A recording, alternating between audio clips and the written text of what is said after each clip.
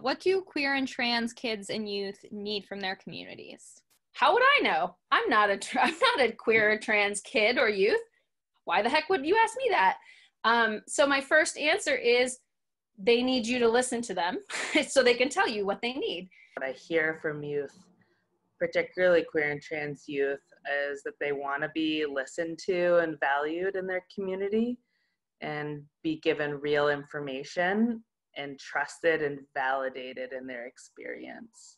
I think that honestly, they need what all young people need, in my opinion, which is acceptance and understanding. Like just listening to them and helping them be and feel seen and known for who they are. I think that's the biggest thing that we all need, and particularly when we're thinking about young kids, which is where I've done the most work. Like that's the biggest thing. Like when I asked somebody, like, what would you have wanted from your preschool teacher? And the response was just to have listened to me. We often dismiss kids as being too young to know who they are, and yet I don't know who they are, yet, right? Like they know who they are. My child in particular, I'm going to speak about that.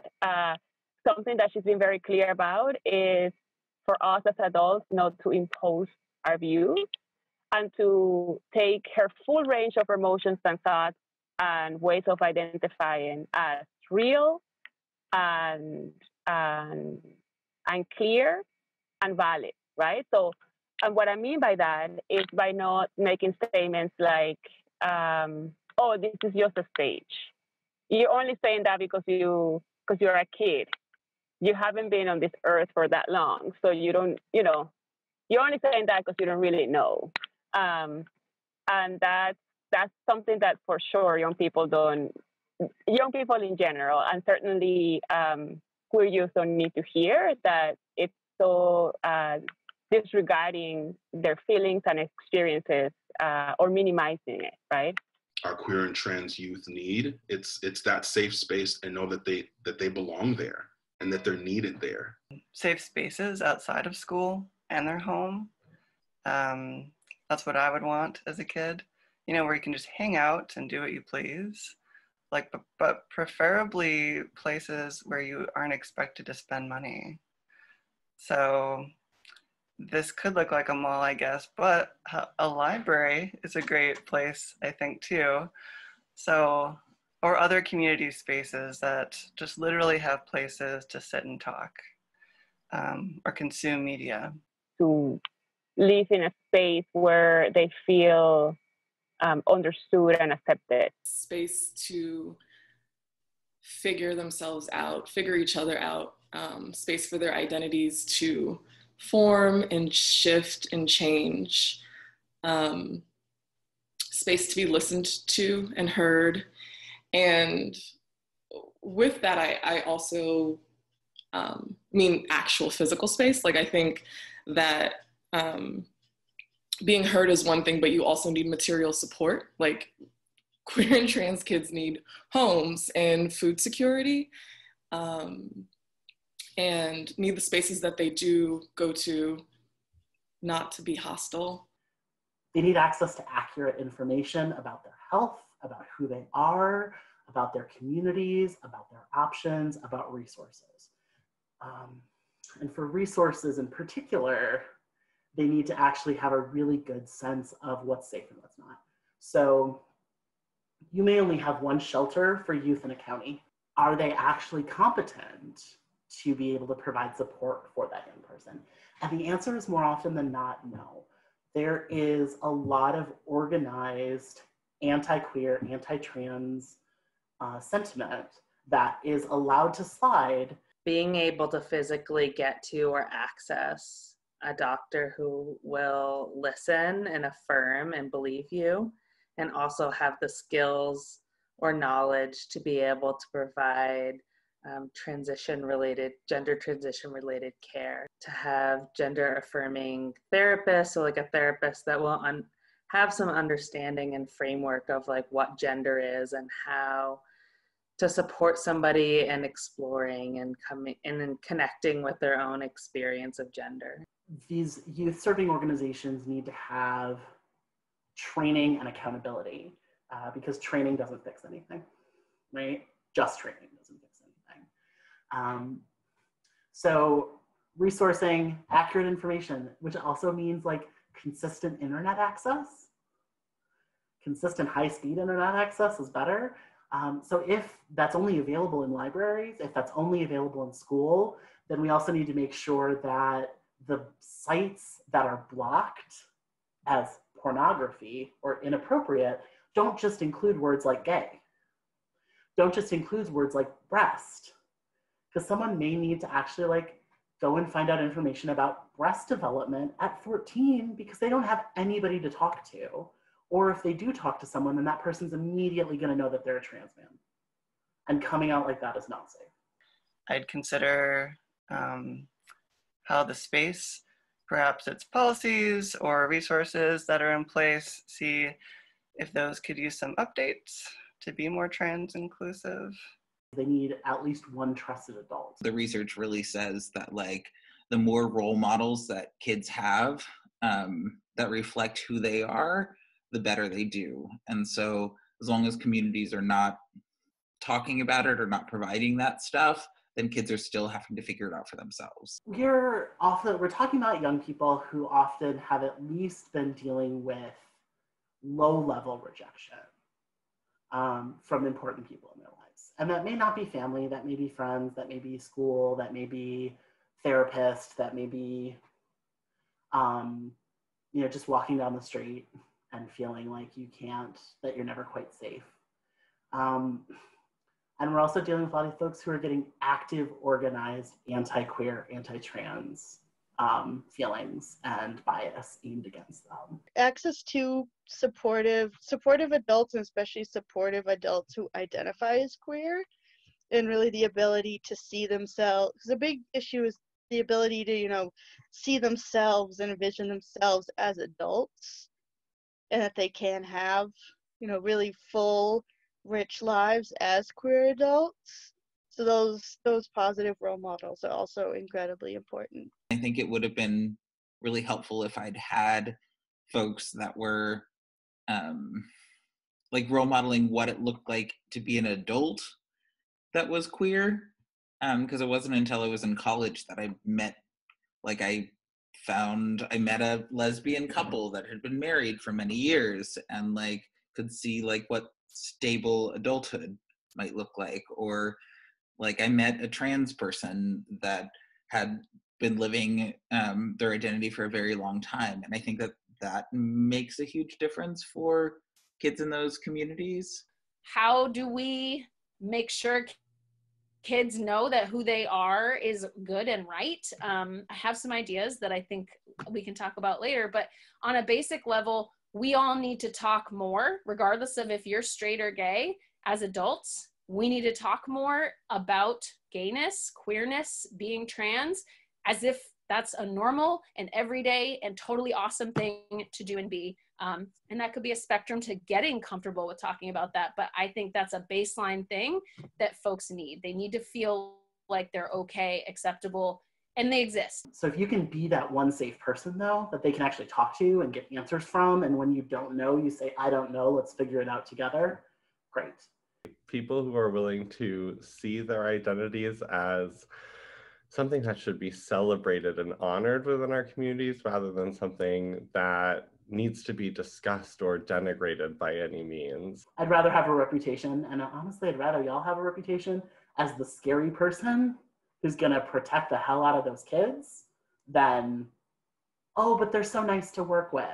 What queer and trans youth need is what we all need, which is community and love and support, and to be able to flourish within environments that see themselves reflected, especially in a future sense. So being able to see queer and trans adults thriving and knowing that there is a future that they will be able to thrive in. Yeah, it's so hard to envision what your future is when everyone in your, you're surrounded by, you're all, 16 years old.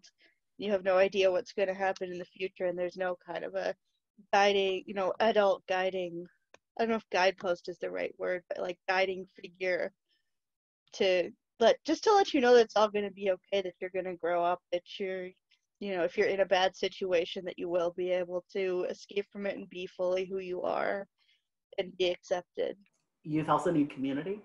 And that doesn't necessarily mean that they have to be connected to a huge wide network of other LGBTQ plus youth, although that does help. And online is a great way to connect with those folks. Opportunities in the community to do things that are fun and meaningful and be around positive people. Being able to connect with other people and just talk about and say things like, I'm feeling this way, does anybody ever feel this way?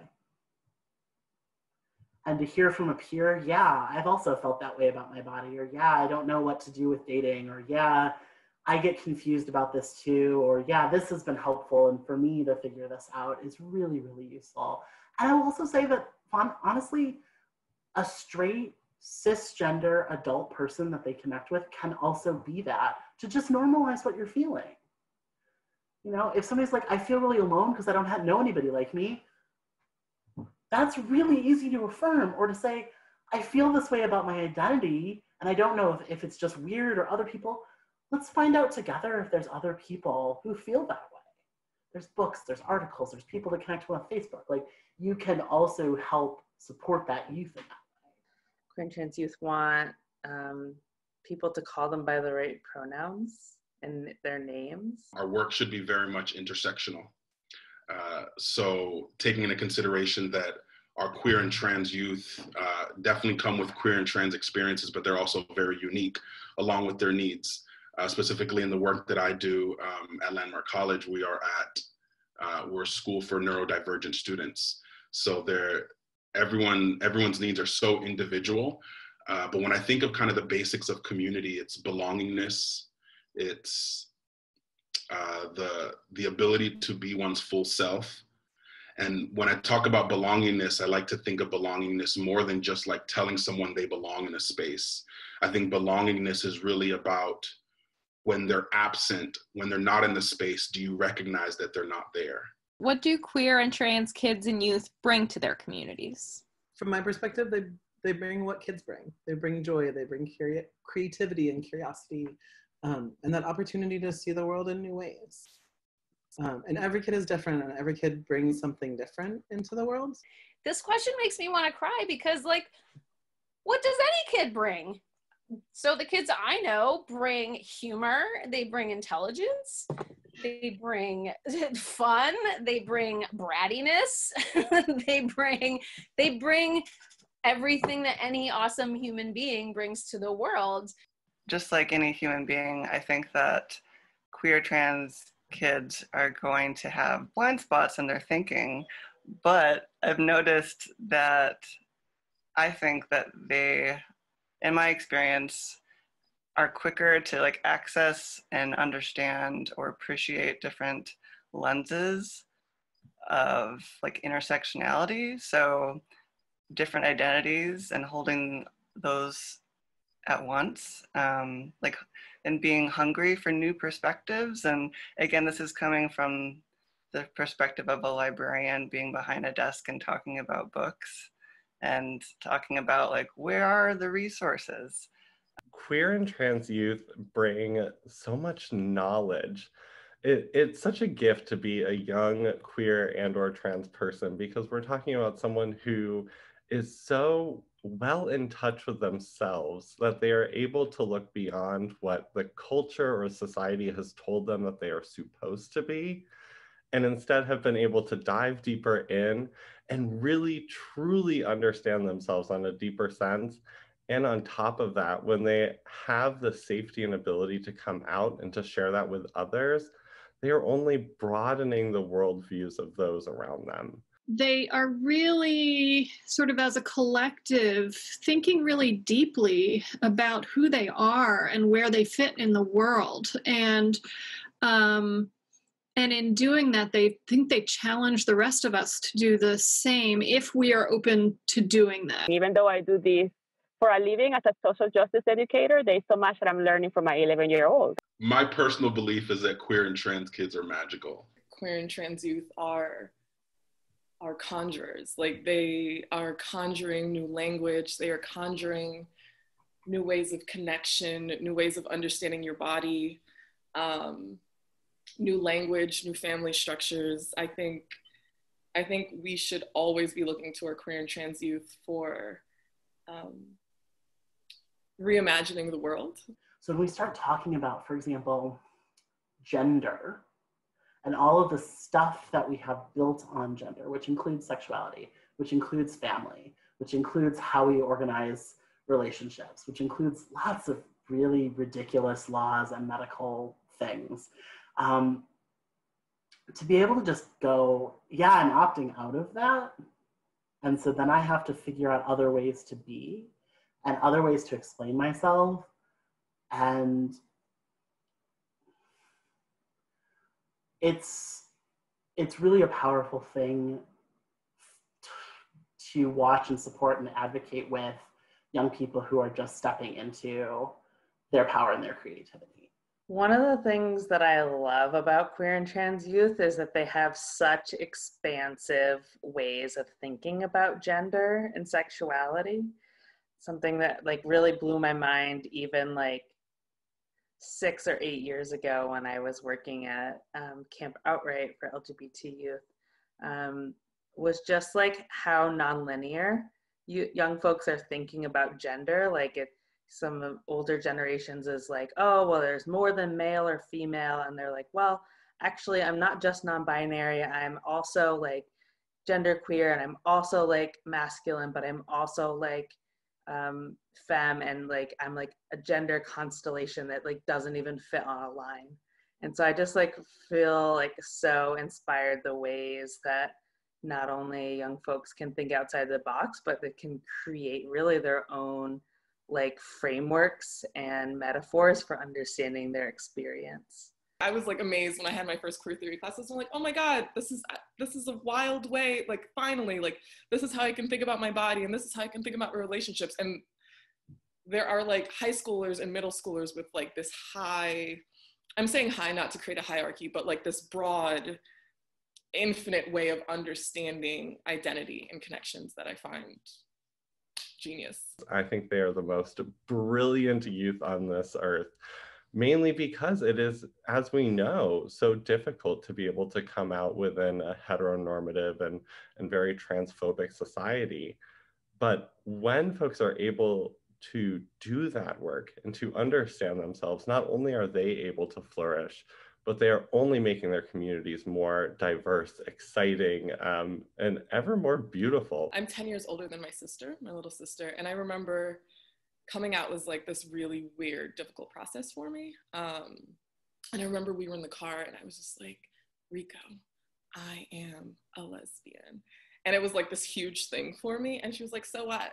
She's like, my best friends are bisexuals and so am I. Like, it was like just that discrepancy in how I had all of this anxiety and all of this like holding and rigidity. And she was like, no, of course you are. Like, what are you holding on? Like, what's the issue? Like, that shift, I think, is brilliant. They bring diversity of thought. They bring diversity of experience. I was able to, I facilitated in grad school, I was able to facilitate a research study around how male identifying folks viewed their masculinity. And it was great to kind of get the queer perspective. I had a couple students that identified as queer in that space, and their perspective really made for there to be some really transformative learning on behalf of those who were not within that identity. You know, we live in a system where my queer experience is not something that is readily open for discussion. You know, it's not really welcomed in all spaces. So in spaces where there is room for that voice, there's so much learning that can come from that. They are sort of really busting open the world of what my generation and generations that are older than me have thought that the world was, and that we made a lot of assumptions, and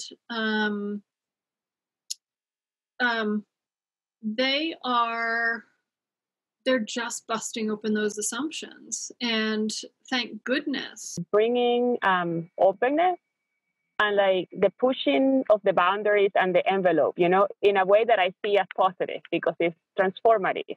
Just their abilities to break down boundaries. I've heard some folks refer, I think it was on a trip I was on last year, refer to using use queer as a verb, meaning to, break down boundaries and break down our expectations, and to really, so just that ability to re-envision, that what things can be, what relationships can be, what, subvert expectations.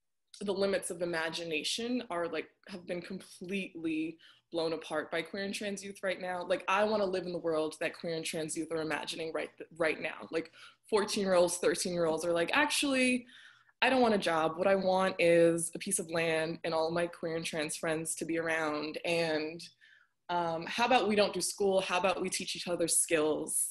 So I think queer and trans youth bring an imagination that we are blessed to have. There is a deep well of creativity that you need in order to be able to navigate systems that were not built for you. Youth and young adults bring a lot of asset to their community in terms of creativity, new and generative ideas, as well as a lot of capacity for building relationships and developing their own values. Queer folks, I think, can be great organizers in all kinds of ways, like when action's needed. Most of the LGBTQ plus organizers that I know started when they were in their teens or their early 20s. Because they had to, at 14, organize their school to get the teachers to actually listen to them and give them and their friends what they wanted. Or at 17, when they were trying to figure out college stuff, they had to figure out how to become an emancipated minor because their family wouldn't support them. And there was no way they'd be able to go to school without that. Or at 19, to be able to transition on the job. And they had to fight that because they didn't have anybody else in their corner. Like, these are all things that young queer and trans folks are doing. And again, no, not all of them, but all of them are fighting for something. When I see queer and trans folks specifically in places of leadership and in taking up space in spaces, like, I see that as revolution and tearing down the system. So for me, I think that queer and trans kids bring that, whether they recognize it or not. That's our life journey of not finding our voice, but being given the space to share our voice.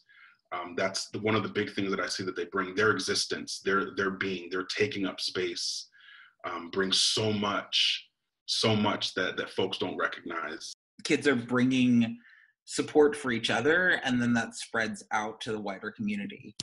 Because when kids are like, well, I don't have access to these things that I need, and then they create it for themselves, and then they create it for other people. And I think it's just sharing that that support that they need widely. It's kind of crazy cool how that happens, but it does wherever you are. Their amazing sense of community and their ability to come together to support their peers. I was talking to my partner, Laura, about this question because they actually teach youth in Michigan. And they said that their queer youth are great at cultivating and seeking community. And I was like, oh yeah, duh. Like, if you are having to work harder to find community, this means that you can really be good at finding resources and people to relate to, which can then translate to like helping others do the same who aren't queer. Kids bring all kinds of things, and gay, trans, queer, gender nonconforming kids bring all of that, and then also a need for us to support them and change the way this world works that makes them feel terrible sometimes, or even want to not be in this world. So they bring a need for us to do a lot better as adults. Life is about supporting them, for them to recognize what they bring. Because again, to circle back to that phrase, like, their existence is for me revolution and revolt. Them just taking up space, that's all they need to do. We're not just tragedy, and we're not just struggle. Yeah. We have some amazing things to offer also.